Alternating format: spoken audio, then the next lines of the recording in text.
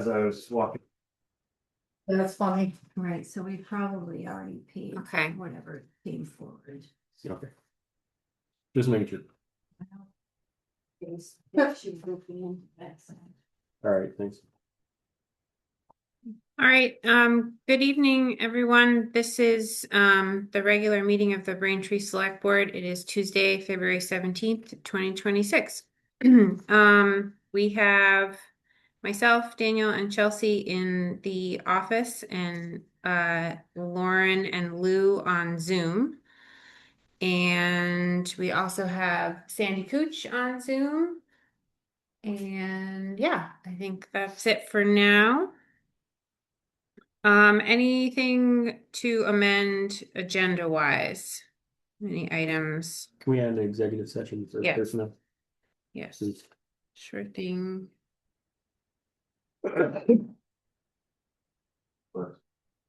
The agenda I saw online at the town website didn't have me. We amended it kind of earlier today, Sandy. So if you look now, it should be on there. So Okay. we are expecting you, and apologies for the omission.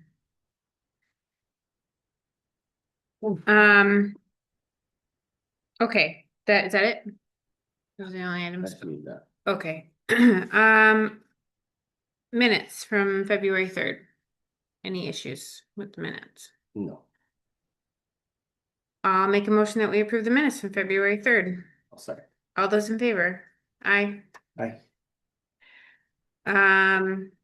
Citizens comments. Paul, you're here for the planning commission item. Yes. Sandy's here for the report. Sandy, any other comments?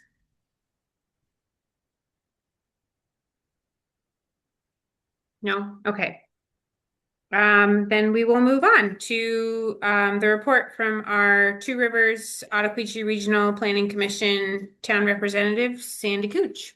Go ahead, Sandy. All righty. Hey, guys.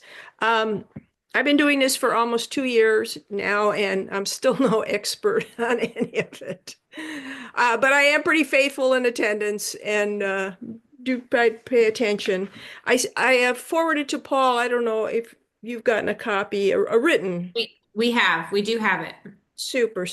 So like the bulk of it is not that different from 3 months ago.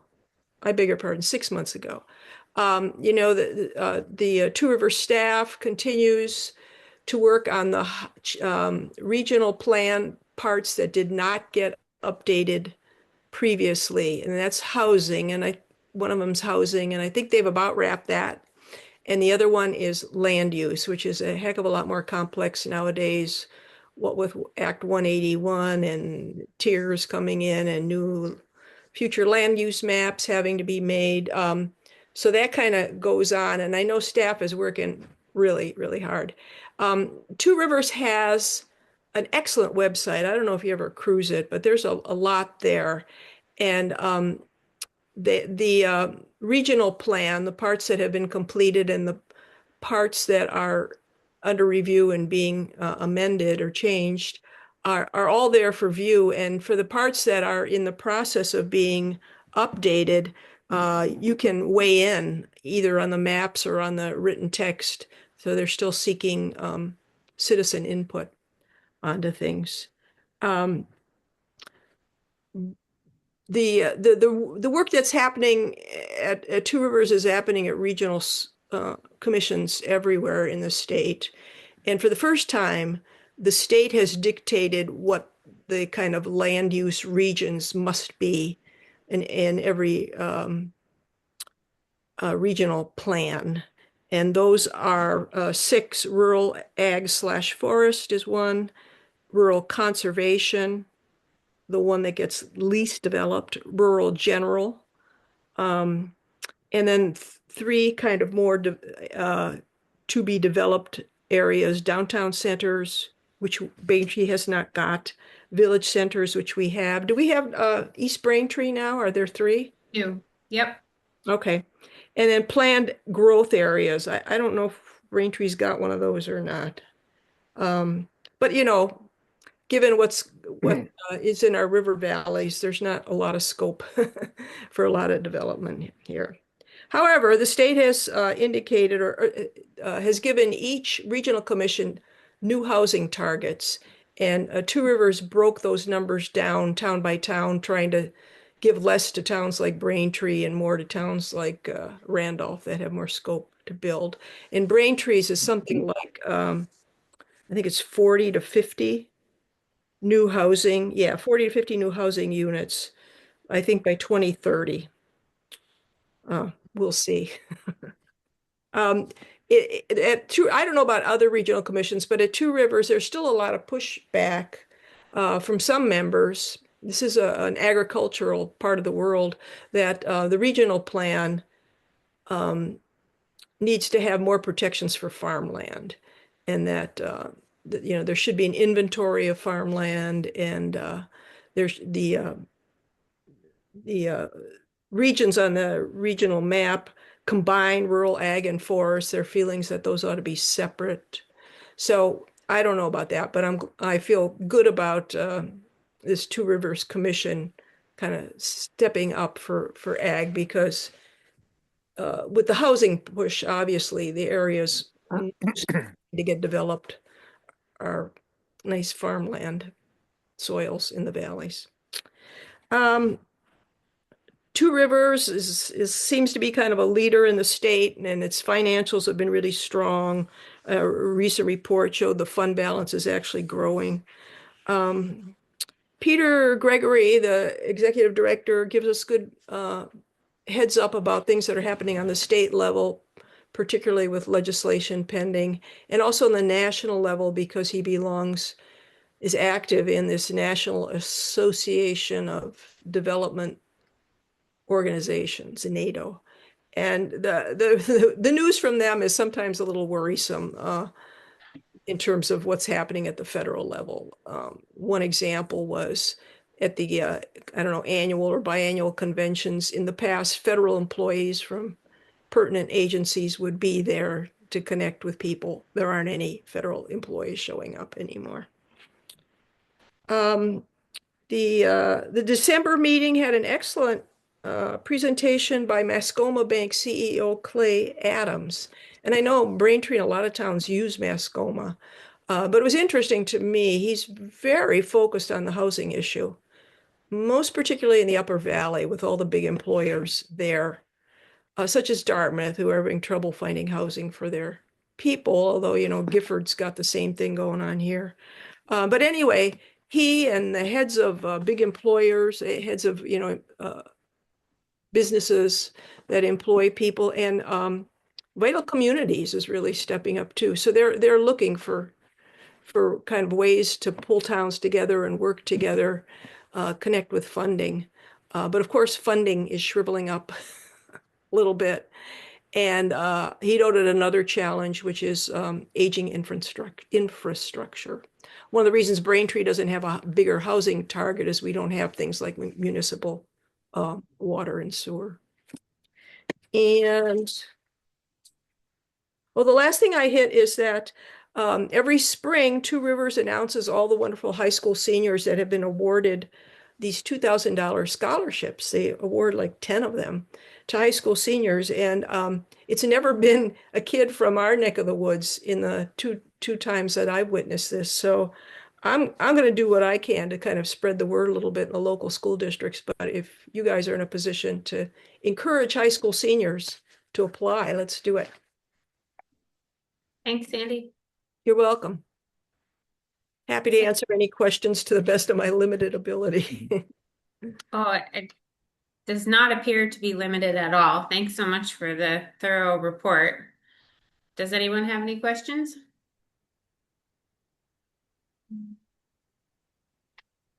No. Sandy, I don't know if you're interested, but elsewhere in our agenda this evening, we're going to be discussing with Paul Kendall, who's here as well, some potential priorities for the Planning Commission for 20. Move it up, do that now. Yeah. She wants to stay. For 2026, based on the implementation matrix in the updated town plan from 2023. Mhm.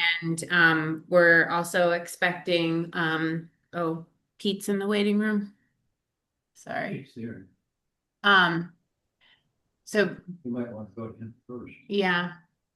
So we're also gonna have a discussion about the new tiers or zones for But land. somebody who knows what it's about. Yeah. I'm So sorry, I have a commitment on a Tuesday nights, another class. So okay. regretfully, I won't be able to stay.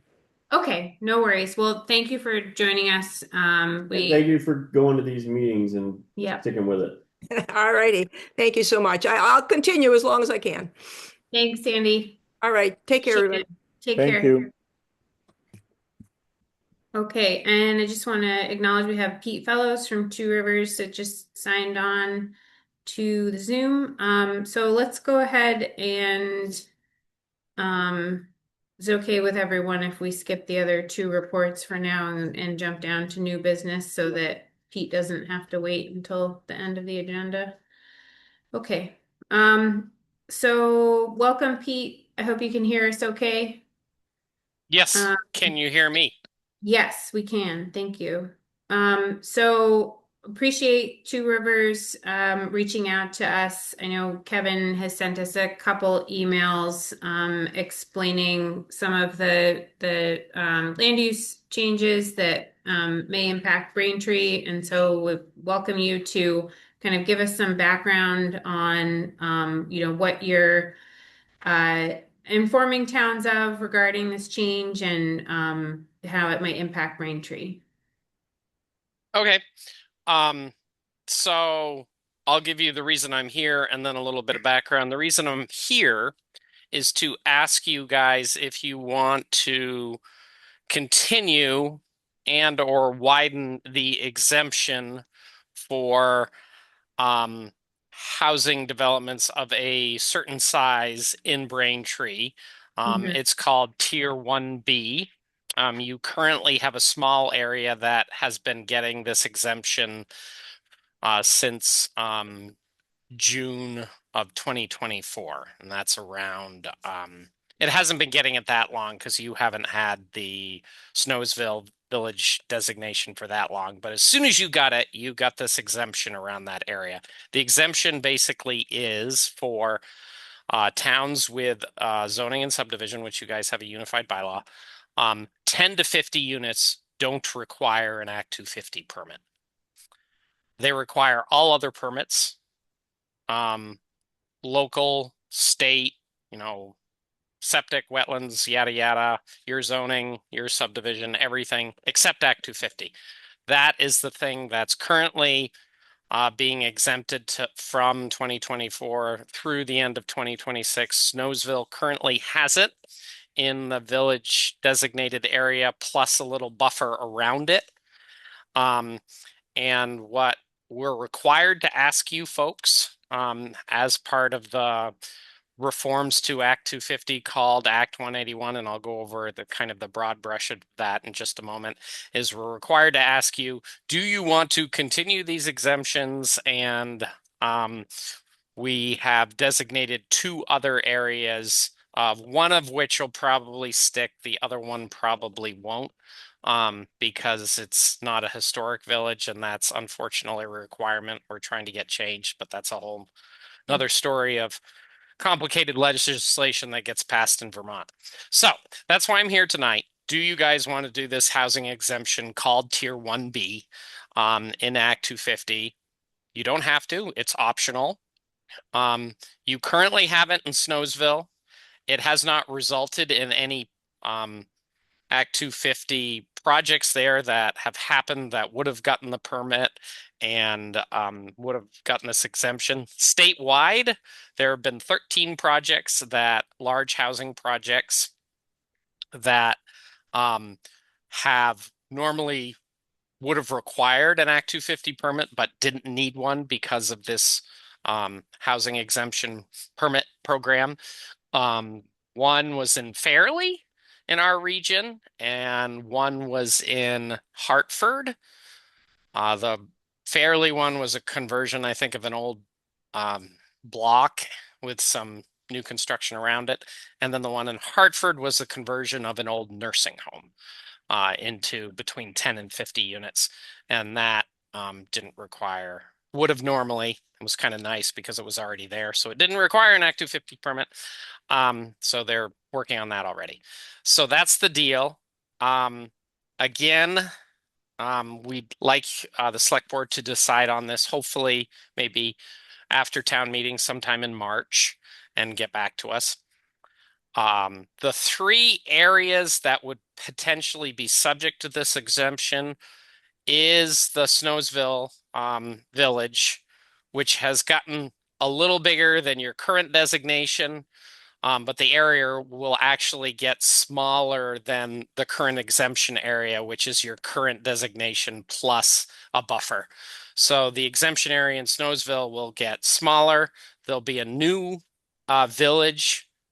We're not calling them designated, but there's a new village center in West Braintree that this this housing exemption could apply to. And then there's a new village area around where you guys are sitting right now. It runs from the mobile home park and the campground to the town line and Royals. And that would be another place that may become a village center. The state may not allow it when we submit our regional plan for approval because of all the nuances and unfortunate language that got attached to Act 181. The requirement that we're up against for this is it has to be a historical village center. And since the area around Royals and the town office and the town garage and the little subdivision across the street up to Able Campground isn't necessarily a historic village center, it may not be able to qualify, which is unfortunate because it was an oversight in the reform bill because currently we can designate new town centers. So hopefully that's something that can get fixed. So anyway, there's 3 areas that we're looking for this Tier 1B thing, which is really the Act 250 housing permit exemption for projects with between 10 and 50 units. Now, people always ask, well, geez, how many of these have happened in our town? Well, 13 have happened statewide. None have happened in Braintree and Snowsville. Do we expect any to happen in the future? Given your proximity to Randolph, if I were a housing developer and I wanted to develop a 12-unit housing complex or an 11-unit housing complex or a 20-unit housing complex, I wouldn't do it in Braintree. I would do it probably somewhere that has more municipal services. So it's unlikely that you'll get one of these. For a town like you, this deciding to do Tier 1B isn't going to open the floodgates to large housing developments because it just doesn't make economic sense. You might get a 10 or 11 or 12 unit one in a couple different buildings, I don't know, stuck on the edge of something, but it's still pretty unlikely because you don't offer any water or sewer services. So that's where we're at. It's not a meaningful exemption for a small town like Braintree, but if the town wants to make a statement, they can say, yes, we're for housing, we're for this exemption. If it's gonna create massive controversy in your town, you may not want to do it. It may not be worth it because the impact is so minimal.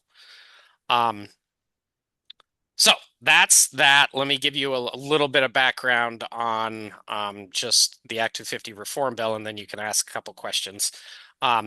So the main thrust of the Act 250 reform bill called Act 181, it's got kind of 2 sections: to encourage housing in village and nearby areas and to discourage development in the areas far away from villages and village centers. And one kind of term that gets attached to it are tiers. So the village areas are the Tier 1 areas, and the areas that are in the back 40 up in the woods are called the Tier 3 areas. We're only mapping the tier 1 areas and asking towns about it. The tier 3 areas aren't being mapped by us, they're being mapped by the state land use board. So if you are hearing all sorts of nasty news about tier 3, call the state land use board. We have nothing to do with that, fortunately. And then everywhere in between is called tier 2, and those are just kind of all the regular parts of Vermont, the kind of rural residential areas. The regional planning commissions are in charge of the base map for all the different areas, whether they be like rural general or rural conservation or planned growth or village center or village area. There's a whole bunch of different areas. For you guys, you only have village centers and basically rural general and a couple other rural areas.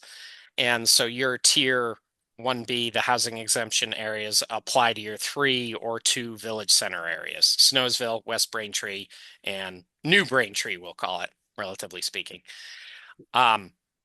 Again, the Regional Planning Commission does not map tier 3. We're happy to help you understand it, but if you're really fired up about it because you've heard some awful news story, call what we call the LURB, the Land Use Resources Board. That's not our bailiwick, thank God. Any questions? Can you say again when the period of exemption would expire? For your current Snowsville exemptions, in the Snowsville designated village and around in the buffer, at the end of 2026. So it expires January 1st, 2027. And Oh. projects have to be implemented. No, just the permit submitted. Or, yeah, the town permit. It has to be rolling somehow. Like they may have applied for a wastewater permit from the state and the town zoning permit. Something has to be, Subdivision, right? yeah, a subdivision permit or something. And Okay. that will count. It has to be, it doesn't have to be substantially completed or No, anything. no. Just begun. The ball has to be rolling. But that's, I mean, we're already in February. Yes. Unlikely you're going to get any. Oh, Sorry. no, go I ahead. just wanted to confirm, because you're saying that it's housing units between 10 and 50, correct? So anything Is the exemption, yeah. Housing units Well, under fine. 10 don't require an Act 250 Okay. permit anyway in Braintree. Right. So the exemption applies to Act 250 review only. Correct. All other authorities would still be Yeah. applicable. They still need to comply with like wetlands rules, septic zoning. rules, potable water supply rules, zoning rules. Like if they're building on a state route, they have to still get the access permit, all sorts of other stuff. Any of your local ordinances or access permits, everything. It's just Act 250. Okay. Are there currently any housing units in Braintree above 10 units? That's a good question. I don't know. I think the answer is no. No. Yeah, I'm guessing it's no. But you never know. There might be one. I don't think so. I don't think There so. might be. There's definitely probably several 3 or 4 unit, buildings around. Right. Which no longer is. Right. Yeah. I Okay. have a question about the mapping. Mhm. So, tier 1, Two Rivers is in charge of mapping. Mhm. Tier 3, State Land Use Resources Board is in charge of mapping. Yeah. Who's in charge of tier 2? What's left over? Tier 2 is kind of a weird thing. In the law, they said tier 2 is everything that's not tier 1 or tier 3, and the land use board will write a report on what tier 2 is next year. So we don't know. And then you referenced a base map. Yeah, we make the base map. Does the base map include tiers 1, 2, and 3? No, only tier 1. What if you pick something in tier 1 that the state wants in tier 3. Oh, Since they can do it's- anything they want. Okay. When does all that land and get done? Like you're in the process now. the Well, state's- it's staggered. We're gonna submit our thing. Our tier 1 will be done by the end of 2026. Like we're gonna submit our thing and have all the general future land use areas like it's very similar to our current plan. It's not that different. There's village areas, there's areas around villages, there's industrial areas for industrial parks, and then there's rural areas, rural residential areas, and then there's areas where what we call rural ag and forestry, where we want to encourage more farming and forestry. And then there's, rural conservation where, we want less housing and it's maybe just a few houses and mostly camps. So that, what I call base mapping, gets finalized when we submit to the LURB and they approve our regional plan. Done. So the village areas, the tier 1As for bigger towns, maybe Hartford's going to do that, probably not. Randolph could do it, they probably won't. They're probably just going to do tier 1Bs. They'll get locked down at the end of this year. You can change it, you can submit an amendment, we can help you do that. Tier 3, it's kind of fired up some people. So they may punt on that. They're supposed to have it done, I think, by the end of this year, but the legislature could do anything and they could say, nope, we're going to delay that. Tier 2, I think they're asking for an extension of the land use board because they're super busy and kind of they bit off. I mean, the law bit off a lot more than it probably should have. And that's not going to happen for a while. Who knows what that report is going to say? I think it's probably not going to say much because everybody's going to be so tired and worn out from this thing. So that's where we're at. Thank you.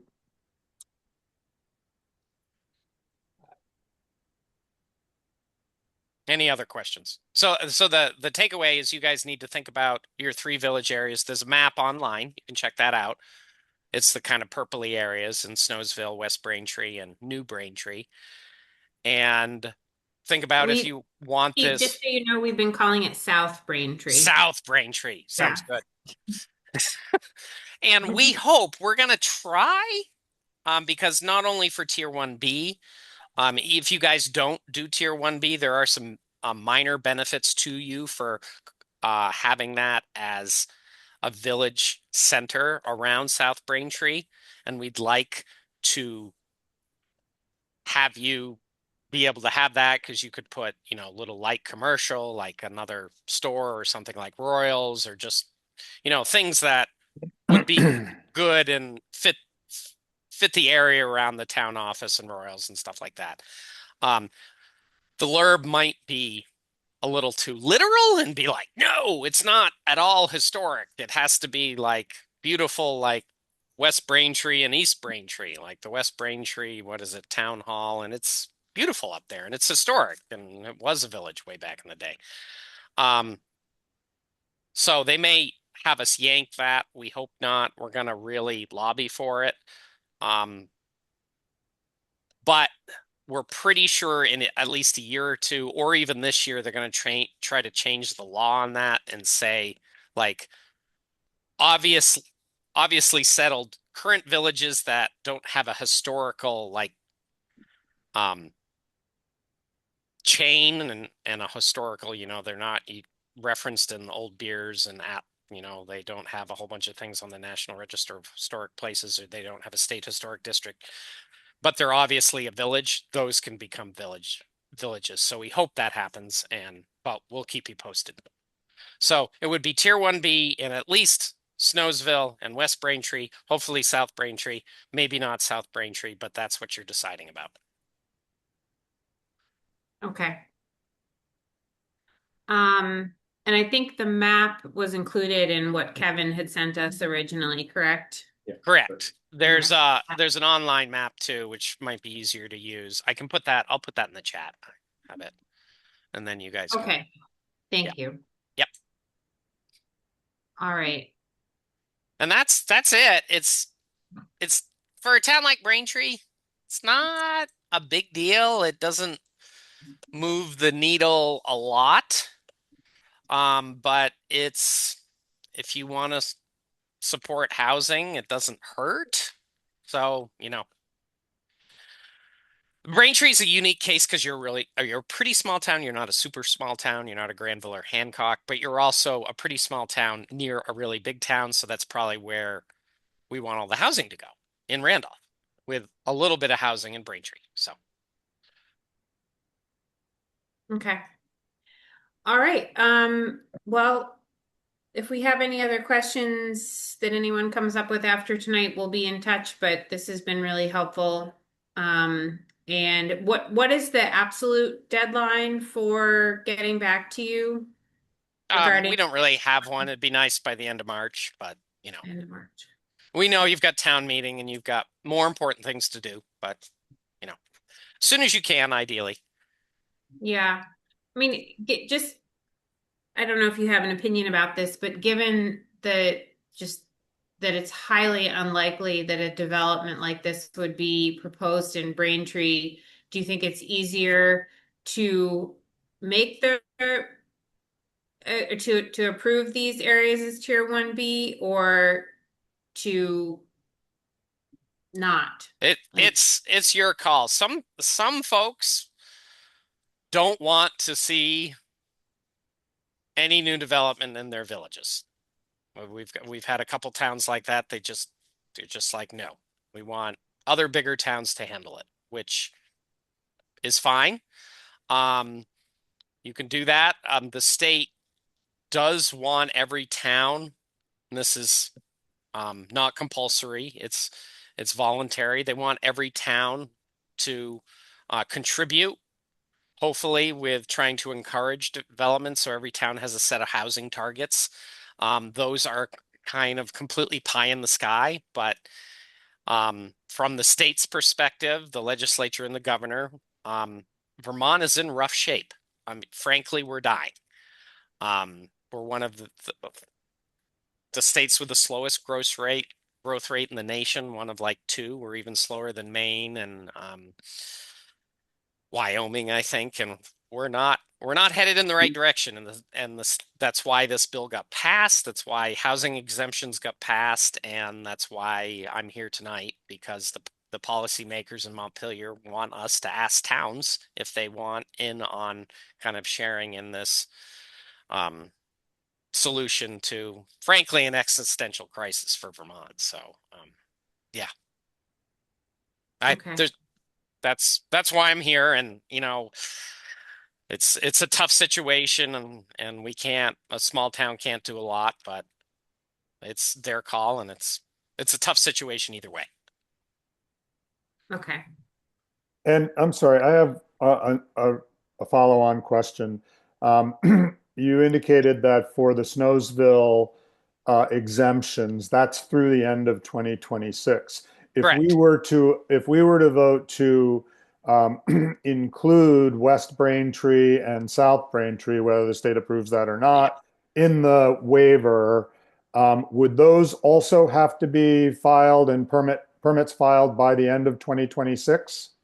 No, they're not in there now. So there's no exemption for them now. They would start in 2027 with Snowsville again. Right. So the exemptions last in perpetuity? They last until you ask the Regional Planning Commission to stop them or the law changes. Got it. And we go through a little amendment process that might take, a few months, but yeah. They're not set in stone. They're not. You can't undo them by a vote of the select board, but you can undo them. Right. And so Snowsville, because it already has its village designation and the waiver of the Act 250 requirement, that one will continue in perpetuity on its own. No, that one will go away at the end of 2026. That's why we're here to ask. You have to opt in to continue what you have or add. Under Act 181. Correct. Got it. Thank you. Yeah. Sorry, I didn't make that clear. No, you probably did. It just takes a while to get through Monte Kid. So you currently have exemptions. They're going to stop at the end of 2026. If you want to continue them or add some new areas, you got to tell us yes. What I wasn't picking up on. Yeah. That makes sense. Yeah. Lou, I was confused about the timing too. Thank you for asking your clarifying questions. Mhm. Questions are always good. All right. Thank Okay. you all. I'll let you get Thank back you. to your All right. regular business. Okay, thanks, Pete. We'll get back to you. All right. I don't feel like that's ever going to apply to us here. No, but I mean, I also don't feel like Act 250 is that difficult to go through if you're trying to build a 50-unit apartment complex anyway. it depends on where you are. Yeah. Yes, it does. Really Having does. done it a couple of times. I mean, it's a little bit like Pascal's argument for religion, right? It doesn't hurt you to do this. Right. The consequences of not are much bigger. So Right. maybe you just carry the exemption in case. Yeah. Unless you don't want big units. That's the question. I don't think Yeah. that's the question. I think it's a question of whether you want those processes to sail through without the thoughtful consideration of Act 250. We're not saying we don't want them. We're not saying they won't exist. We're just asking, do we want them to have to go through the Okay. 10 criteria of Act 250? Yeah. I think it's, I guess I still don't necessarily see it as a smooth process. Even if you are exempt from the Act 250 review, there are so many other considerations and permit requirements and reviews that would be applicable to a development of that size. Yeah. I don't have that much of a beef with the Act 250 criteria. I think that they're helpful in most contexts, but yeah. Cool. You don't have to go tonight. We don't. Okay. All right. Well, continuing with our planning theme or land use theme, let's move up to item 6A. Thanks, Paul, for joining us this evening. I thought Nathan was going to be here, that's why we rescheduled to tonight. Yeah. I don't see him on Zoom. We haven't heard anything from him. I have not. But we did agree upon this day. So, do you want to continue? Well, there doesn't seem to be much further delay because there's no guarantee that we'll have it then either. Okay. Well, we can have a discussion and Yeah. continue it if we need to.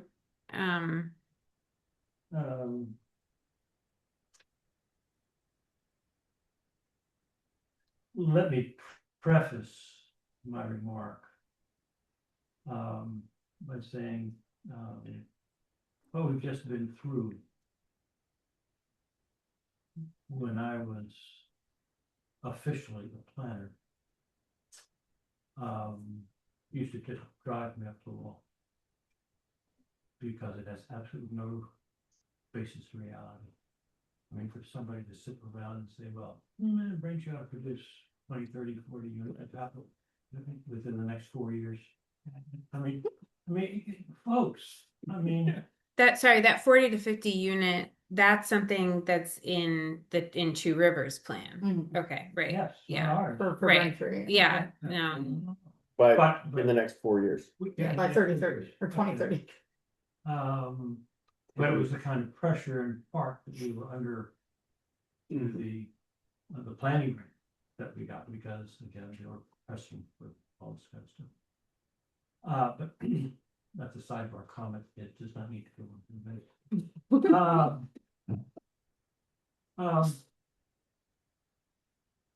Nevertheless, we have our own vision of the town. Right. Okay. And from my perspective, the most important single decision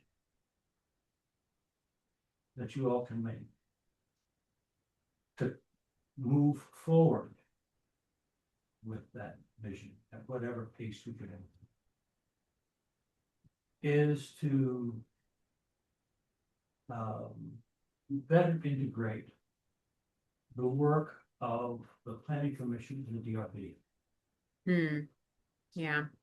And I say that because, as I mentioned at our last meeting, brief conversation, you can only move forward if a private landowner wants to move forward. Mhm. We don't have public land, okay? So it's gonna be. So that means we have to look at what are possible incentives for people to move forward and what are the actual disincentives, Hmm. okay? And that means that people who are reviewing permit applications are trying to encourage permit applications have to understand what the vision is and the trade-offs that we were making and the things that we were trying to reach for. Work with. As well as having, that's what's in the town plan, and also has a sufficient understanding of the unified bylaw to enable the process to be clear, consistent, and predictable. And as we've heard on numerous occasions, there's a problem there. Yeah. So my recommendation to you all is to give serious consideration to integrating the two bodies of it. In the past, there have been two members on both boards. Oh, yeah. That was my Jen question. Phillips Mhm. and Malcolm Fitzpatrick. The unified bylaw both permits that overlap and in fact, in some ways encourages it. And you're not limited to 5, you can go up to 9 Mhm. by adding 2 members of the planning commission to the DRB. Sorry, the limit, you can go up to 9 on which body? On DRB. Okay. The problem is there's nobody with a history anymore.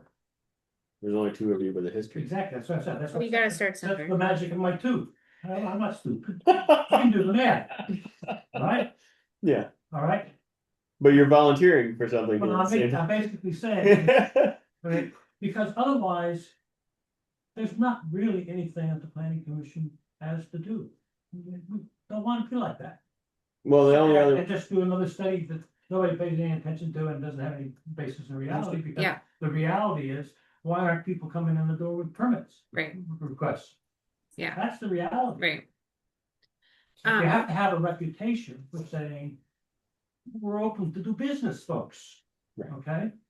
All right?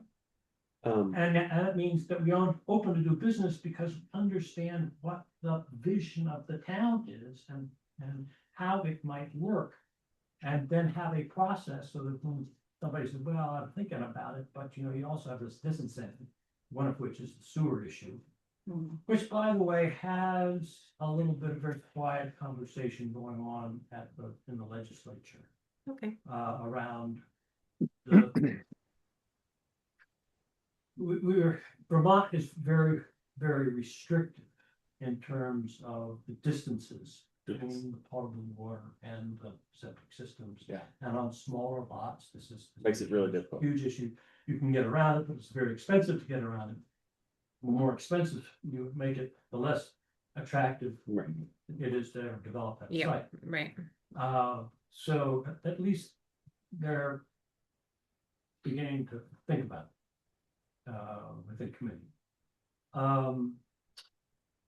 But aside from that, then the other issue of the sort of the disincentive has been, well, we don't know what the hell this process is and how it ever gets ended and what the requirements are going to be and so forth and so on. I think both of those, certainly the latter,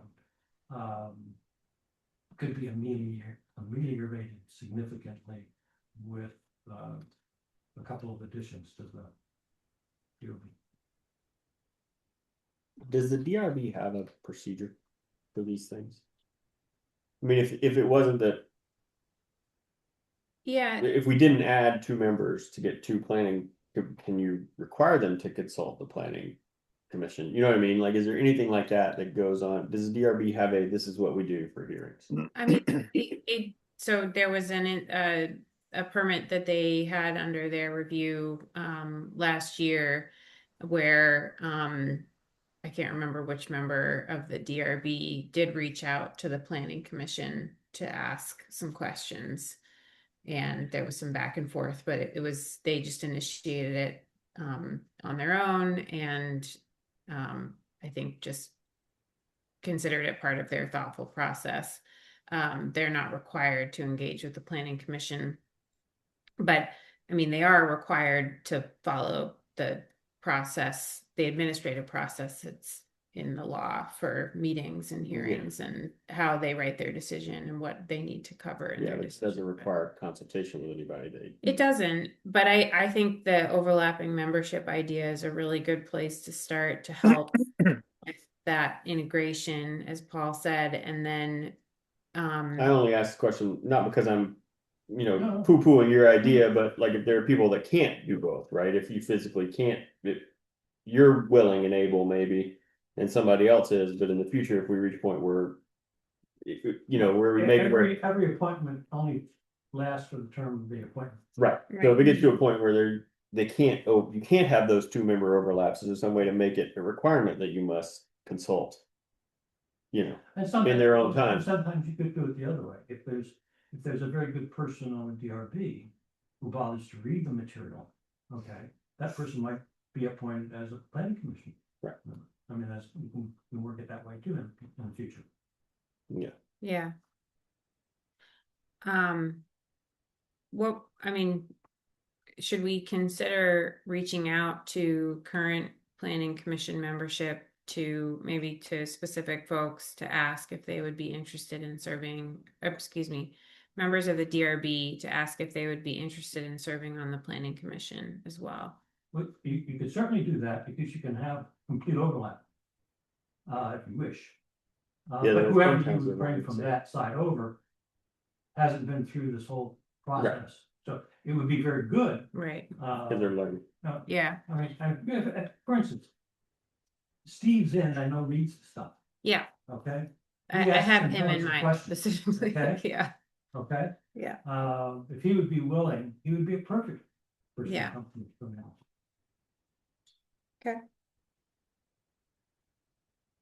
All right, well, I think Steve's would be a great person to reach out to. Could do that.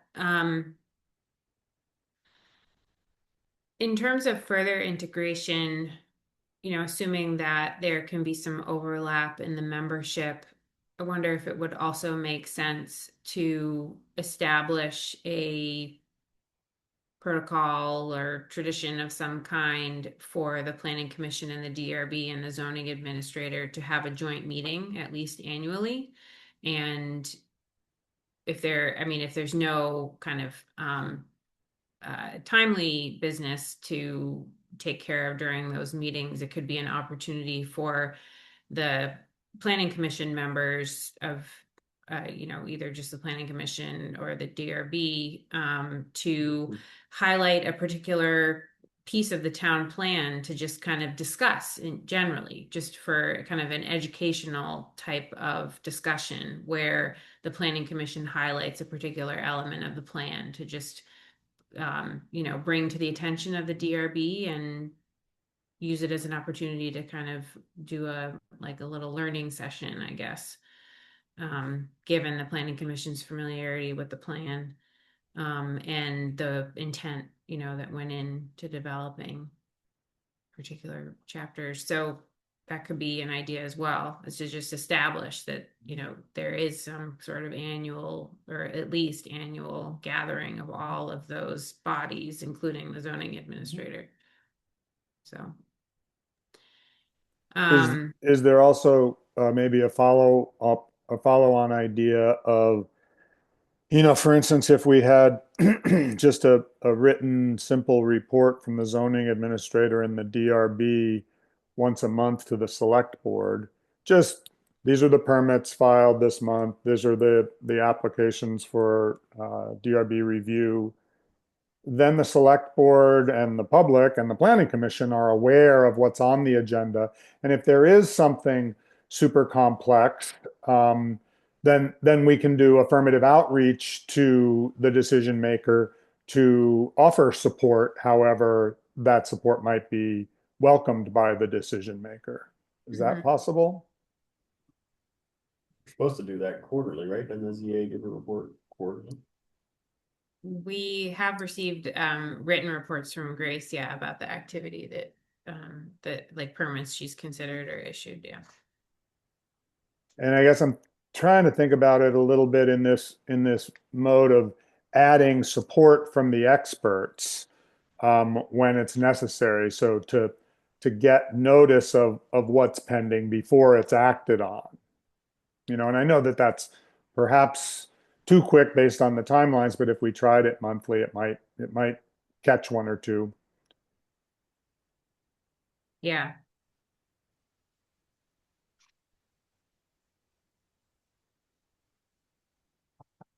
I'm not to move away from this, but I'm interested in, we're talking about 3 village centers and adding 40 units. How do we make anybody want to do that? First of all, what piece of land?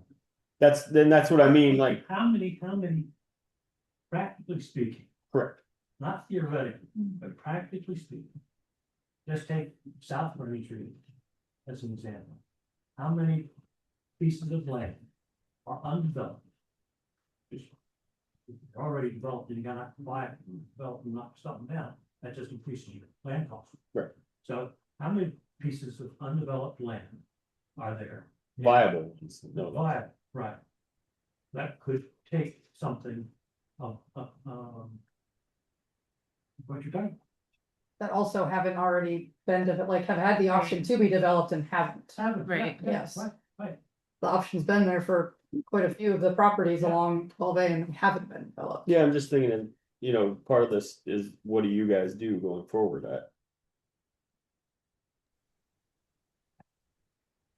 Is it identifying, is there anything practicably developable? There's one major one in the South Braintree. Yeah. And it's the vacant one up here on the road, where there's that storage shed up on the right, Yeah, Yeah, the grout. Place. yeah, It's the other one. yeah. There are others that are theoretical because they're large enough, they could be subdivided if they could get a sewer permit, blah, blah, blah. But they're already got a house on them, so somebody happened to decide that they don't want they don't want the 2-acre lot, they want to have a 1-acre lot. I mean, there are all those kinds of things that are theoretical, but until somebody dies or decides to sell and move away. And or they're somebody else convinced it's wants a to good buy it. idea. But that's, you can't predict. Yeah. So what do we have the planning commission work on?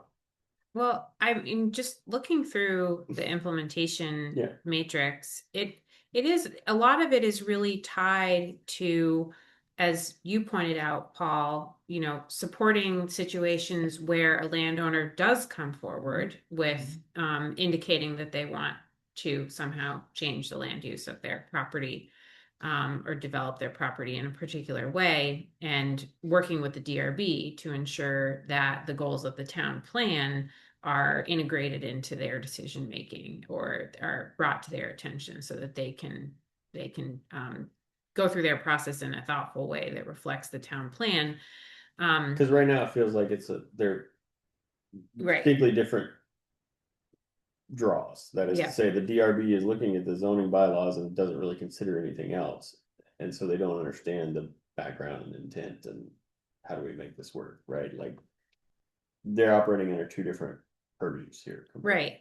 And if the DRB doesn't have a lot of business before it, but in the instances where it does have situations where it maybe wants to make a decision that's more reflective of the intent of the town plan, but its hands are tied because of, prescriptive language in the zoning ordinance that maybe inadvertently restricts you know, what the town plan intends, that's brought to the attention of the planning commission, and then the situation is addressed or mitigated with amendments to help better facilitate the plan, the implementation of the plan. Which is So- also helped by having crossover members. Yes, right. But I mean, the DRB doesn't have that much business before it.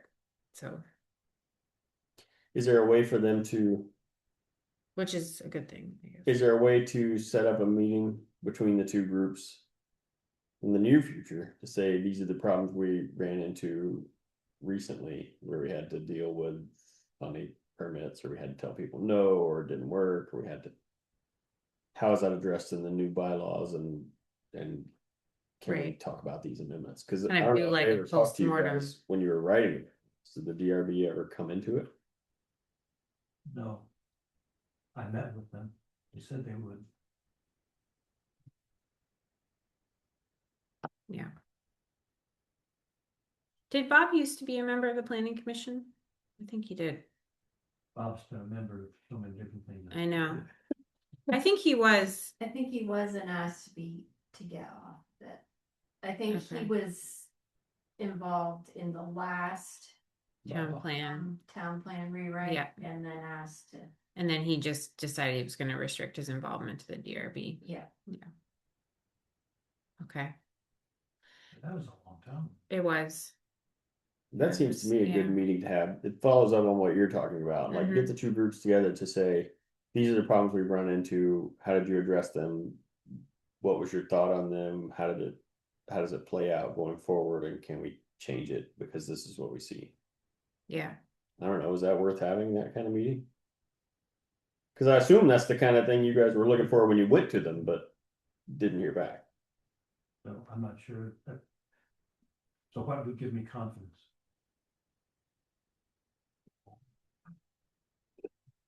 Oh, really? Oh, Yeah.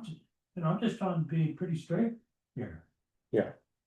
I mean, it's wonderful to talk about process, but it's people, Yeah. It really is. it's people. Tell me about that. Well, it sounds like some good next steps are maybe to reach out to a few members of the DRB to see if there is interest in serving on both the commission and the DRB. And Can we look through the three villages? I don't know. Is this even your job? Is it For like viable properties. Yeah. And what incentives might flow to cause them to do? I mean, part of it is people don't have the cash necessarily Right. to do it. I mean, that's the Right. baseline. But maybe there's Okay. people that don't know that it's even an option for them to do this to their. right, they property. might not know that there's this exemption. Right. I think there's another dynamic. that Yeah. Potentially at play. And that has to do with the aging of our population. Mhm. Yeah. Which means people are gonna be selling.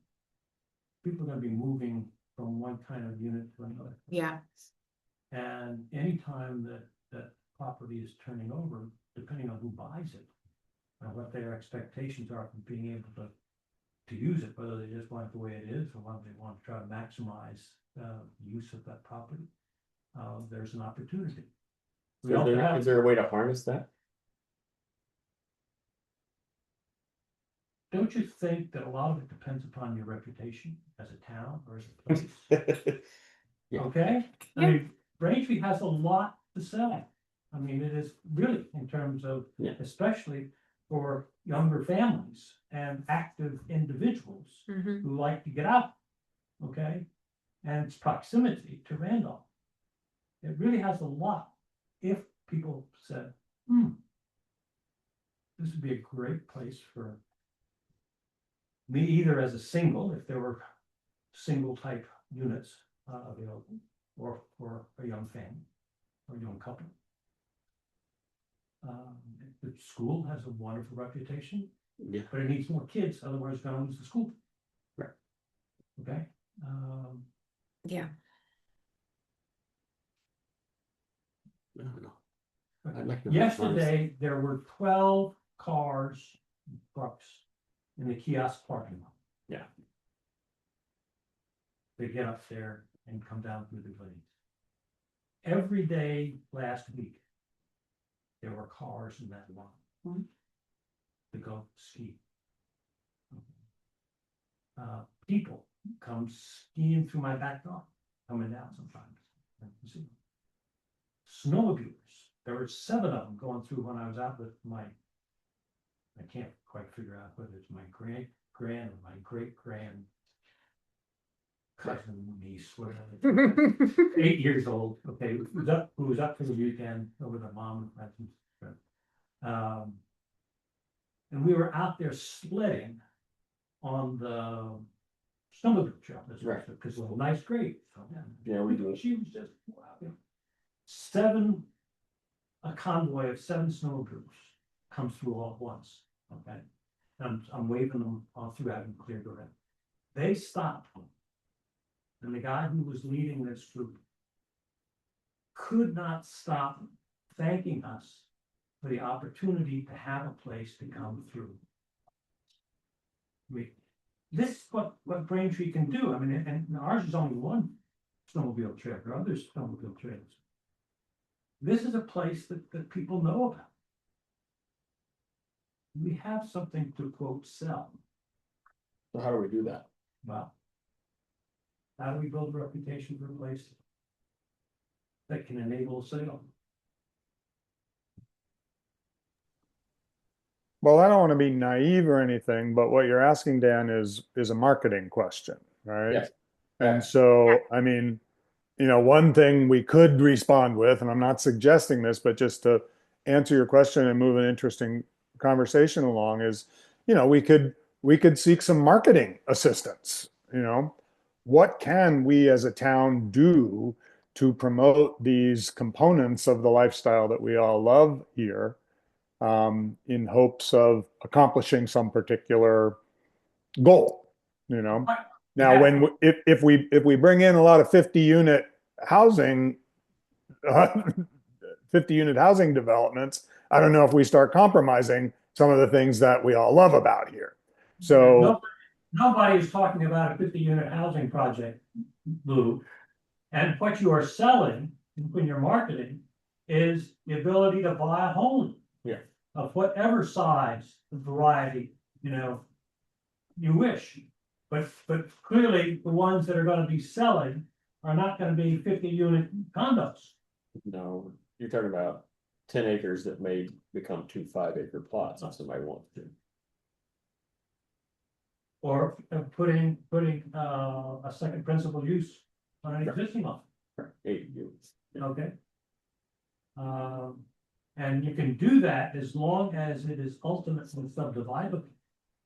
Okay, because at some point, the owner of both units may want to sell one. Okay, so the only real condition of putting a second principal use that's a housing is that you can ultimately subdivide that so that it becomes a standalone lot. Okay, but that's a tremendous potential financial win for a person who can do it. Right. Okay, or you have older homes. We have a lot of older homes that could be renovated into multiple units, 2 or 3 units. Mhm. Okay, with no great impact, a negative impact. So I think there are lots of different ways that you can start thinking about calling attention to Braintree. If when you make the sale of the idea, people say, yes, okay, can I get a permit? Right. Okay. Yeah, that's the threshold. Yeah. Because it's either gonna be a conditional use that I wanna put on there, or it's gonna be another principal use, but it still requires a site plan review, and that takes all back to the DRB. Yeah. Paul, are you able to attend town meeting this year? Would you be willing during the, last item of, No. business non-binding, to, make a pitch for membership to the planning commission and/or DRB highlighting some of these points that you're making? Because I think that I think that the points that you're making, I think, are ones that don't immediately come to mind when people are considering service to something like the Planning Commission. But I think if they did have them in mind, they might think that it's a lot more interesting and a good way to, contribute to the local community to address some of these, I think you would have to set that table. the select board. Yes. I mean, because otherwise it's just all kind of blabbing.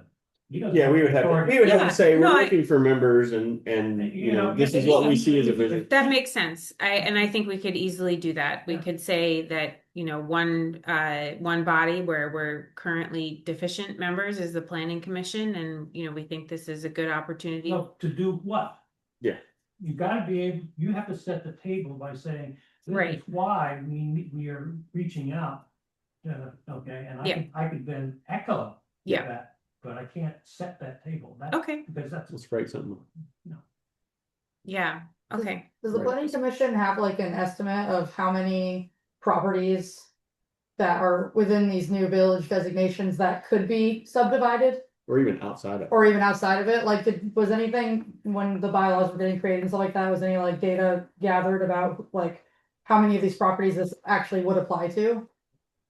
Because again, it's a question, you have to make a certain set of assumptions. At Right, what point did you say, well, that's really a viable idea as opposed to it's not? I mean, there are a lot of lots that are big enough to be subdivided. right, They have a house on them. Okay, and so it really requires the owner deciding. well, right, And then there are a few that are vacant or that are larger lots, that could be subdivided fairly easily if the current owner, who may like to have their horses on it, decides, well, I need to have my horses and all that, so I don't want my horses anymore, and so I'll subdivide the lot.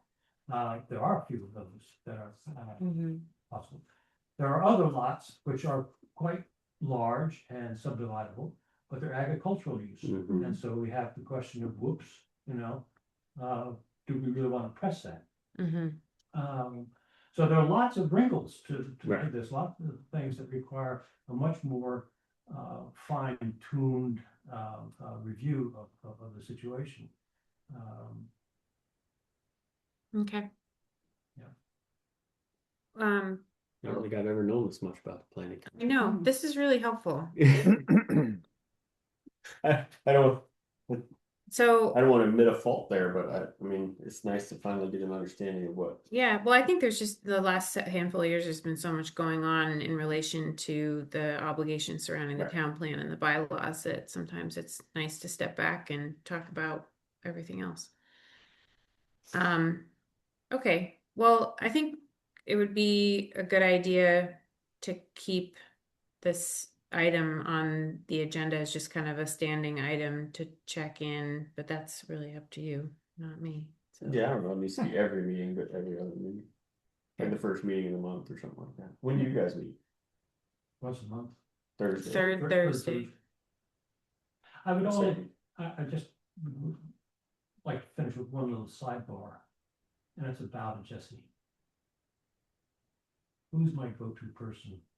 But She's giving you side eye over I there. mean, she gives me the maps that I can look at, so I can who owns what, Right. okay, how they do it, okay? And if I've got a question of who owns what, I'm just gonna go talk to her. But no, really, I mean, the town clerk is in a pivotal role in terms of knowledge base. Mhm. Yeah. Mhm. I know. We fight all the time, but that. I've learned to stop in halfway through the argument. The Agency of Natural Resources also has like all properties mapped on their like interactive Yeah. app, Atlas. so you can, on the atlas, so you can like just click on it and it'll tell you, not that you can't bother Jessie, but But if you're ever just curious and you can't get a hold of her. no, but it's awfully nice to have a piece of paper. Yeah. That you can Yeah. use in your car as you're driving around. That's Or someone with local Yeah. knowledge you can Yeah. tap. Well, I'll ask. So Derek has this app that he uses in his logging business, basically to make sure that he's like staying on the landowner's property and cutting down the right trees.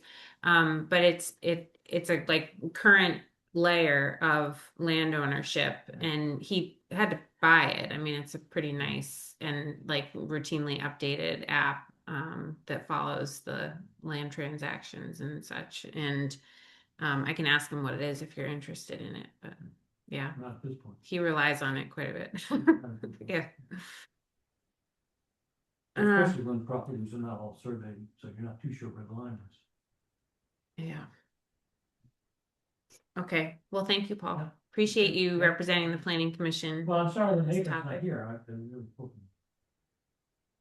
We'll tag him somehow. Yeah. Well, we'll keep You it got on the some maps. agenda. Speaking of maps, Hmm? you've got yours? Did you want you put this one, no, the one that was gonna go on this wall?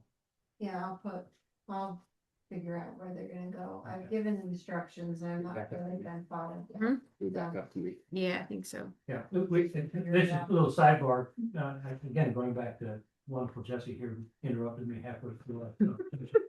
I was pointing out that the map that everybody currently refers to when they walk in with a question. It's on the wall out there, Hmm. is almost 15 years old. Yeah, And it's totally outdated right. and not reflective of so. That's a new one. So this is the new one, which is what you all adopted, that is. the Yeah. New zoning map. We want one out there so that the public can easily see it, and then we want one in here, so that whenever we're having these kind of conversations, we can refer to it, because the ones that we have are out of date, or misleading. Yeah. So we gotta get this one, so Paul was very nice to bring another one from Kyle. Excellent. Kyle, by the way, Paul, very helpful. Yes. I, Yeah. for sure. Yeah.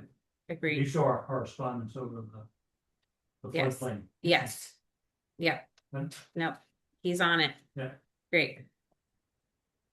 All right. Thanks for coming, Paul. All right, let's go back up to the highway report. Okay, Daniel. I got a picture of my whiteboard and I took very fast notes while I was talking to Lauren. Okay. We have And somebody, Logan's on too. yeah, no, he can back me up, but Okay. if you get him talking too much, he starts coughing and Okay. becomes a thing. All right. We have somebody on the hook to fix the clapboard on the town hall. Oh, good. Who? Marusi, Kevin Marusi. No, Not Kevin. Either. Derek, what was I saying? Marusi. Derek Marusi. He's gonna fix them, and he's gonna do some work to reroute water so we stop having this issue. So that's one thing. The guy finally came and was able to come and do test holes around there. They all came out pretty well, except we found the old abutments. Hey, They just buried when they put the culvert in because the old abutments were farther out than the new culvert was, right? So the culvert's smaller than what the old. Mhm. So they've just buried them and stuck the arch or the 12-foot culvert in there, and that'll do. So, but we will have to get a hammer in there at some point to get the old concrete abutments out. It's not as big a deal as if it was ledge, right? Okay. But Yeah. they're gonna have to come out. Otherwise, the test tools made it seem like we were free and clear to put in all the new stuff without running into any other things. Okay. But the abutments are there. Uniforms. The guy from Cintas came last week, was that? Last week? Yes, Friday. Last Friday. And brought everyone's shirts that we've been wanting for a long time, except Lauren's. Because he said, well, we have a note here that Lauren doesn't want any shirts. And we said, no, Lauren didn't want the shirts that didn't work and were too small. Because he didn't want to walk around in a belly shirt. And so I we, don't blame her. yeah, nobody does. I wouldn't either. Some people might want to. Well, no, maybe. But not in winter. Yeah. And so he said, oh, well, we thought he just didn't want shirts, period. And we said, no, please get him some shirts. It's actually just gonna go around topless. Yeah, I guess. I don't. Yeah, which anyway. So he's gonna order those, but they're gonna take a while. But otherwise, I think we're set on uniforms. We got credits back for the things we didn't have. There were some. They picked up all the things we're never gonna use. They're gonna stop charging us for them, like Charles's pants. He doesn't want the pants, and so they've been sending us pants and we've been paying for pants and Charles is never gonna put them on his body. So they took them back and we just won't pay for Yeah. them in the future. Okay. But I think we're set on uniform. Yeah, this seems like great progress, Well, you know, it's slow. except for Lauren's shirts. Well, yeah. Yeah. Don't even get me started. I emailed Green Mountain Power. I emailed somebody at Green Mountain Power who apparently never doesn't work there anymore. And another fellow, I'll have to find his name. I think it was Jeremy.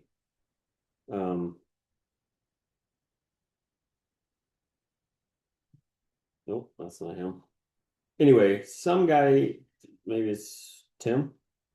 Tim, maybe that's it. Called me back from Green Mountain Power. Mm-hmm. And he said, "Oh yeah, I know those poles." And I said, "Can you just cut them down? What are we supposed to do?" He said, "Well, I'll reach out to them." Meaning the telephone people. He said, "But I probably won't hear back because they just don't care." He said, "And they're what's that?" Which parts of those? Okay. No, Farnsworth. Yeah. Because now there's 2 sets of poles. Yeah. He said, "But you know, chances are I'll never hear back because nobody's using the phone anymore and their revenues are down and they don't really have the time or cash to move them anyway, and so they're just not doing it." He said Sharon had this same issue and they ended up having to go to the Public Utility Board and file a complaint and have it moved. He said, so that's probably where you're going to end up. So it sounds like we're going to end up with the Public Services Board with a complaint and they'll force the move for the telephone people because they're not going to do it voluntarily. Okay. I got to call the guy back. That was, I don't know, 10 days ago. He called me and I haven't heard back. The He said, GMP. yeah. I said, I'll let you know what I hear. And I haven't heard back. So I'll call him and likely he'll say no one responded at all and they're not going to do it. So good luck. Yeah. But he said there's been a bunch of towns that have had this problem and they all end up having to go file complaints against the telephone people to get it moved.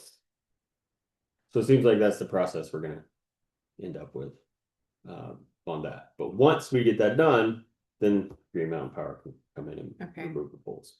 There's probably, hopefully, maybe a somewhat straightforward conduit on the Public Service I think there Commission's website to file a complaint. I think there is because Lauren and I talked about it, and there's some landowner over there who did it to get some pole. Lauren will have Yeah. to refresh me. Waitsfield, maybe? No, somebody Lynn Wakefield. yeah, Oh, right. did it to have some, went to the Public Oh, Service the field. Board to Yeah. get some stuff moved because they wouldn't do it. Yeah, they went through the middle of the fields up on Flint Hill there, and he had them all moved to the edge of the road. Okay. So I think it's doable. It's just a matter of we gotta now start that process. Yeah. Otherwise, I think it's just been sort of a few people sick, but otherwise plowing and doing winter stuff. And then we'll talk about more things later. Okay. Paul, any updates on the grant report? No, I don't have any news on the grant front, so my report is very brief. Okay. Week. All right. That's a quick one. We like That's that. great. Thank you. All right, so we've already had our planning commission discussion. For the MERP projects, I did forward around some one updated quote from Lime Green, which includes a installation of kind of the plumbing components and the hookup to the pellet boiler system that would service the radiant floor. On that one, I need to respond to Tom to ask if he can clarify what other components of the estimate would also change, because I think if we had the radiant floor heating, we wouldn't have as many of the forced air heaters, or maybe not any of them. So I need to follow up on that. And then I only got weatherization estimates from the ACH, the guys that we met with that day. Jesse, did you see anything else come in the office? No, Okay. not a surprise. Yeah, I did have one guy from a Montpelier weatherization outfit actually call me back today and say that he's been really busy but meaning to get back to me. And in the email that I sent to him, I asked him to get back to us by last Friday. And I said if we ended up, deciding to solicit additional bids that I'd get back to him. But I have a few questions about the quotes that we did get from the weatherization folks, just clarifying a couple things like the estimate for the town office lists an amount for window installation, but it's unclear whether or not the windows themselves are included in that amount. I don't think they are. I would look at the estimate. No. I don't Yeah. think so. Right. So that's obviously something we need to figure out. And then the quote that we got on the garage, I just kind of can't quite decipher which components are broken down in between the unheated portion and the heated portion. And I'd really like to know like what we could, if we decided not to heat or not to insulate the unheated portion. Yeah, like I'd like that to be kind of broken out. So I might ask them to like reorganize the estimate a little bit so that we can understand it a little bit better. But I think at this point we have all of the estimates for all the different components. So I think what I might work on before the next meeting, and I understand that I won't be on the board at that time, but I'm happy to, like I said, continue to keep driving this particular project and come and give reports if you guys want them. Yes, please. So I can put together maybe a spreadsheet of all the different information that we've collected so far and try to just summarize things once I get some clarification from folks on the estimates. So that's my update. Is your question about the windows because you think the $12,000 couldn't cover the windows and the installation? Definitely not.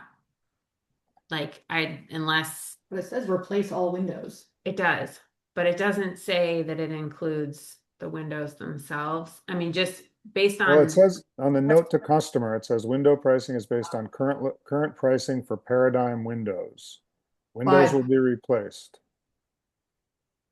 Yeah, I just do not see how you could replace all the windows in this building for $12,000 in materials alone. Yeah. That seems really hard to believe. So. I mean, they're just knocking them out and putting in new ones with a little bit of framing. So maybe, I mean, I'm certainly no expert. I'm just saying I wouldn't assume that that's the case. I might just confirm that that includes the windows. Going pretty fast, but 12,000 does still seem pretty cheap for hiring someone. How many windows are there? 1, 2, 3, 10. 10, $1,200 each. On Lowe's for $358, Yeah. 35 by 65 inch. Yeah. Interior vinyl, exterior, yeah. Maybe. I mean, maybe we'll be pleasantly surprised. I'll ask. Great. I Thank just, you. yeah, I just want to. Yeah, for sure. We want to know. Yeah. Okay. Okay. Any other questions on that information? Okay. Covered storage for town equipment. Anything else on that one? We're good for that, on that for now? I think so. Okay. Unless Lauren wants. No, I haven't started looking for any price on any of that. So. Okay. No worries, Lauren. We'll table it for another time. Pre-town meeting information session and town meeting planning. So we're scheduled for the pre-town meeting on February 24th at 6 p.m. I was gonna pick up pizza and cider and figure out cookies up here. Jackson and I got the audio system rundown from Colin last Friday morning. It's actually a lot more straightforward than I thought it was going to be. Plugins. Yeah, it's not that bad at They all. did a good job designing. They did a really good job. It's pretty great. So anyways, so Jackson and I can coordinate with him to try to get that set up. We cannot because there's a rental That weekend between. Yes. Of course. Yeah, so Jackson and I will really know how to Yeah, set it we'll up, practice right? runs for- Yeah. But yeah, it's fine. It doesn't seem that complicated. Jesse, No, it's just all the tables and chairs. And yeah, and like taping and yeah. Have you heard anything from Orca about wanting to record town meeting? No, but I don't usually. I thought last year they reached out to us and they said, can we come? Is it okay? Yes, they did. And we haven't heard anything this year. I just want to be prepared in terms of bringing the owl and everything in case and I think I said in my thing on the town meeting page online that if we did do Zoom, it would be posted like a week in advance of the Mhm. meeting or something. So Like, so we should know by the pre-town meeting whether or not we're gonna Yeah. Zoom. Yeah. right. So if we haven't heard from them, Oh. Let's see, I have an email from 2018. they did.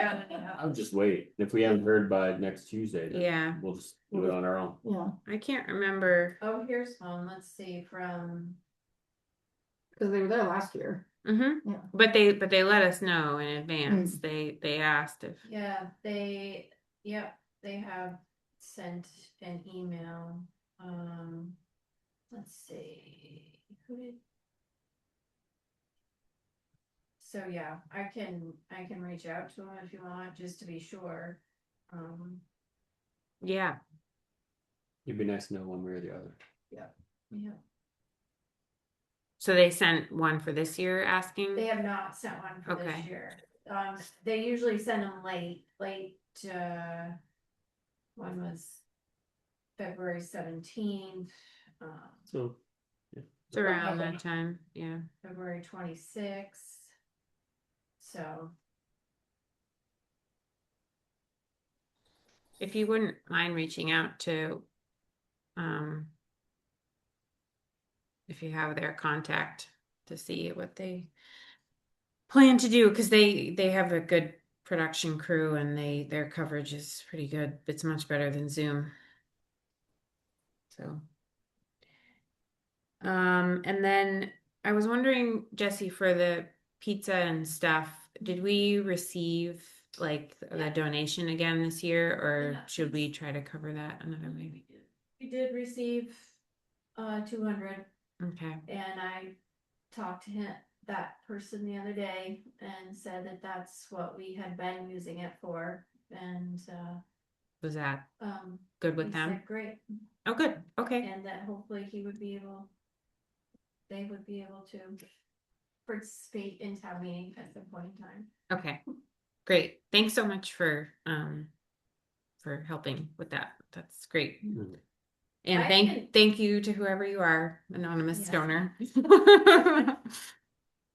Okay, so I'll plan to pick up pizza. I can't remember how many people we thought to expect last year. I think I ended up going home with a whole pizza for Bruce and Derek after the meeting. But I think that was the conflict of interest training that you went home with the full pizza for. Oh, Yeah, the ethics. there I was think- a lot of people. Yeah, there were quite a few. the pre. People. Okay, I feel maybe. I would. Yeah, I think you're right, between 20 and 40 Lou. is what I would guess. Yeah. And Okay. we talked about just bringing a slicer to Yeah. slice them in half if we had to. Right. To make 16 pieces. Okay. Yeah. Yeah, I think I got like maybe 6 or 7 pizzas last year. Maybe the new place will be open. I don't think, Oh I yeah. don't think he's gonna be open by next week. No.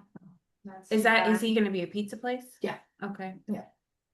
Cool. But I the health just did as inspector much hasn't as been you there can yet, so I don't think he's with gonna be cash open. you He's got. got some work to do still. What's that? Just get as much as you can with the cash you got. Yeah.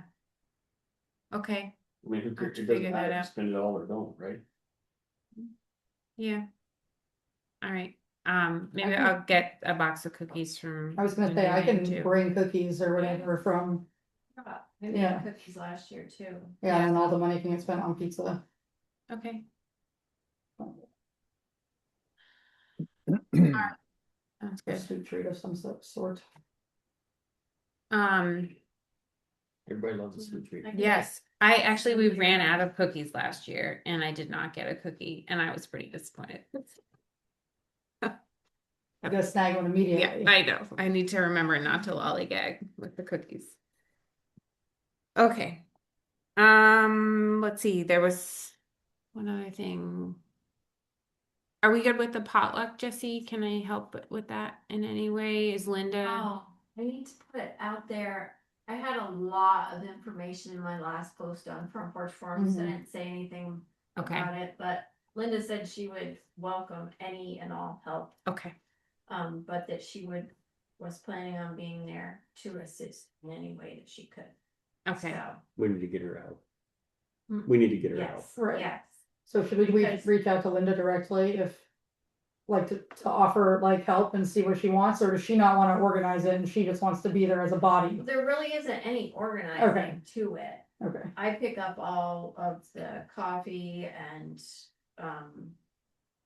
Utensils. yeah, Okay. all that stuff, paper goods and so on. So basically, it's just getting there, it's making sure that you don't have too many crock pots plugged into too many outlets and just making sure that stuff that needs to be hot goes into the oven and then just having someone available to take it out, when it's time to eat. So. Okay.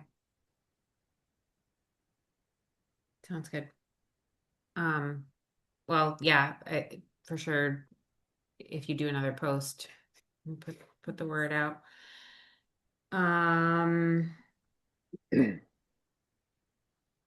I think that's it for town meeting. Mhm. Okay. And you have to leave a little early, is that correct? Yeah, Okay. yeah. All right. But Lou, are you gonna be in town for town meeting? Yes. And Chelsea, you'll be around? barring no one calling out of work, yes, Oh, that's right, it's a Tuesday. Okay. I should be okay. Okay. And you get to be there one more time. I will One be more there. time. Yep. My term doesn't officially end until after town meeting, Yeah. so, yeah. You're on the hook. Yep. Okay, next is that we'll need to reschedule the March 3rd meeting for that Tuesday. So typically it's the Wednesday following. Is that something you guys are Like the next up day. for? Wednesday evening, yeah. Yeah, But fine. then, I'll have to be here by Zoom if you're gonna do it that Wednesday. but I thought there was another reason too, that you were hoping to push it out to the following week. No, just You that. were talking about the other day. Not that I remember. Just if it's easier. I feel it better if we just push it off a week. That way he's there in person because of all the people we have to appoint that day. I I mean, it's a big, forgot. it's a big, like, who's taking over what roles and all that kind of stuff. Right. Yeah. Right. Hopefully you'll have a new select board member here. Right. So we did it, I mean, do it on the 10th instead. Okay. Is The that next one's on St. Patrick's Day. really? Yeah, Yeah. Tuesday the 17th. You want to bring some green beer, are you? Can't do Wait, that. but you're but not the follow. Well, If you have did to- if you did the We have- second and so you do the second. Still skip. Okay, we wouldn't just like move one and then continue the norm. Right. I think you would Okay. just have meetings back to back the second and third week. That's true, because there's 5 weeks in March too anyway, so then you would skip, so. Oh, It'd be back You to can normal. move both of them back. Yeah. Yeah, you can move them both back and then, Right, But, why would you wanna do that? no, I don't think so. I think you just have them back to back. Everything. well, yeah, because it messes up like the schedule and stuff too, of Right. people Yeah. knowing when the meeting is and. yeah. No, it doesn't hurt to do them Patrick 2 weeks. Day's in a row. fine. It's not the first time we've done that. Yeah. We've pushed out a week before and that's just how it is. Okay. We don't have to. I'm happy to join by Zoom, but Yeah. it might be easier to have everybody here. So you'll do the 10th and the 17th. Yeah. Those will be the 2 meetings. Okay. Okay, so I'll make a motion that the March 3rd regular select board meeting be rescheduled for March 10th, same time, 6 p.m. at the town office. I'll say. All those in favor? Alright. Aye. All right. Aye. Okay, skipping ahead to auditor pay.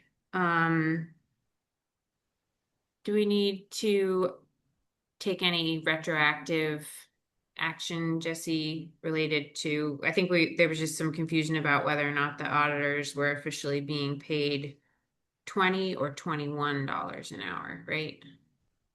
Right, they've been being paid $21. I Okay. thought it was 20. Well, that's what everybody thought, except I'm not 100% sure who even changed it. 'Cause Yeah, how did it become 21? It was back when Janice was here. So I'm not exactly sure how it ever went up. We can't. Or if it was on purpose, Colin and I, right, if it was. if it was an accident, maybe. Yeah, and then it doesn't- I think it was just a mistake because we raised the lister pay to $21 an hour, and maybe Janice incorrectly applied that to the auditor pay. But the auditors actually have, up until recently, were not requesting payment. So it's kind of a new thing. I'm happy to make Why their would- pay 21. I don't know why we would lower it. Yeah. Just $1. I mean, we have kind of a $3. policy that, everyone gets paid a minimum of $20 an hour. But we did raise the listers to 21, I think a couple years ago or something. So, Yeah.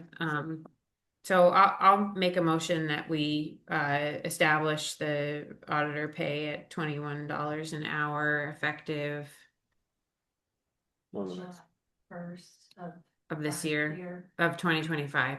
Yeah. The beginning of the fiscal year. So for the entirety of this fiscal year, beginning July 1st, 2025, the auditor pay will be $21 an hour. That's my motion. I'll say. All those in favor? Aye. Aye. Aye. Aye. E911 coordinator. I brought this up. Okay. Grace and I brought this up because, while we appreciate Chelsea. It's fine, don't worry. That she would love to do it. And me scamming her into it. Yeah. Yes. It really makes more sense if somebody in the highway department does it for two reasons. Mhm. They're here all the time, Mm-hmm. theoretically. And after there's been a new curb cut, that's when somebody would go out and measure. Right. They should be going out to make sure that the driveway was put in correctly and meets all of our new standards and everything else anyways. So it only makes sense that the over there does it, and then so yeah, I don't That's- disagree with you. that's kind of what we were thinking. Okay. Is there anyone? Road foreman about who that should be. Yeah. So yeah, it doesn't necessarily need to be decided tonight, they can, if somebody, we want to make sure that somebody over there, I don't know what the hell I'm trying to say. I think we're picking up what you're putting down. I got it. It's We okay. got So do you and Lauren want to consult on that and get back to us, or do you have any immediate thoughts? Well, we. And should I still do Dean's? 'Cause I did Yes. get back to Grace about Dean Stalls. I just don't have his contact info, so I just need that to make sure that I'm doing the right thing, doing the right one out there. I don't ever go out there. Yeah, if you Yeah. just wanna text me his contact info. Yeah, that give way. us a minute if you can do this one. Yeah, I don't Okay. care. All right. So Paul, can you add this to old business for next time, please? Okay. All right. That brings us to payment orders. I'll make a motion Daniel? to approve payment orders. All second. All those in favor? Aye. Aye. Aye. Aye. Oh, Did you get the, is there two? no, there's, Payroll. Oh, Payroll payroll. warrant. I don't- Nobody looked at payroll. Can you do that? I didn't. It's It's just sitting there in no man's land, Because it's it's like, Lou. oh. Lou's not here. Lou. Apologies. Yeah, how dare you. Jeez, Lou. You sign off on Grace's? I don't have your My cell phone number? Okay. You can probably airdrop it to me. Or you can just tell me his number and I'll, actually, you know what, I bet Michael has his number because he does all of our land work. Even though he's put ties. Paul, I can't decide. Are you attending the informational meeting and the town meeting, or are you? Well, I can zoom in. You're Um, if you want to, but well, I'll record it on Okay. Zoom if Okay. you want to enjoy your evening. Sure, if you don't need me, then, sure, Yeah, I I know. could find other things to do. I think it's a kind of atypical That's all right. It's special meeting just because it's really just we open. just open the floor, you know, for That's people to the have sure questions. floor. It's very informal, so yeah. Oh, I gotta make the motion. Okay. I'll make a motion to approve the payroll warrant for February 12, 2026 for the period 1/25 to 2/7. I'll second. All those in favor? Aye. Aye. Okay, I'll make a motion to enter into an executive session to discuss a personnel matter. It's up to you, what do you think? I would Second. Thank you, Chelsea. All those in favor? hang on with this. All those Aye. in favor? Oh. Aye, thank you. Okay. Excellent. Yeah.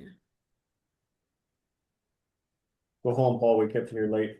No problem, thank you. Oh, yeah, Well, gosh, for it coming. did get late. Well, the Paul Kindle thing took us forever. The pop panel thing always takes forever.